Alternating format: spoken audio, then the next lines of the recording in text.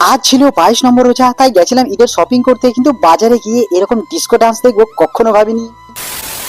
আজ ছিল 22 নম্বর রোজা। ভোর 4টের সময় উঠে রুটি, চা, বেদনা আর কলা খেয়ে পুরো শরীরটাকে চাঙ্গা করে নিয়েছি। এবারে দুপুর 11টার সময় দেখি মা যত্ন সহকারে মাটির উনুনে রান্না করছে। এটা দেখার পর আমিও চলে গেলাম ঈদের শপিংটা করার উদ্দেশ্যে। সমস্ত অলিগলিকে পার করে আমিও চলে এসেছি রূপশ্রী বস্ত্রালয়, যেখানে দেখি আমার আগে অনেকজনে এসে বসেই আছে। এখানে কিছু মেয়েদের সুন্দর সুন্দর চুড়িদার ছিল।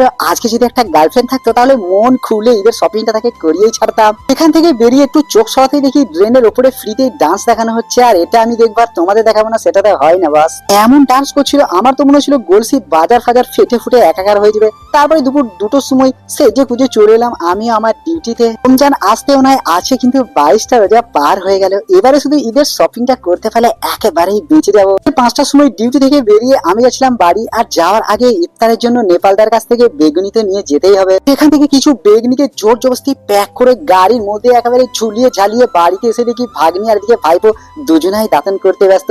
এদের দেখে আমি হালকা করে দাঁতন ফাতন করে মাগরিবের আজানের জন্য ওয়েট করছিলাম। তারপরে মসজিদ থেকে মাগরিবের আজান দেওয়া মাত্র হালকা করে চপ মুড়ি আরো নানা রকম শরবত ফলমূল খেয়ে আজকের 22 নম্বর রোজাটাও পার করে ফেললাম।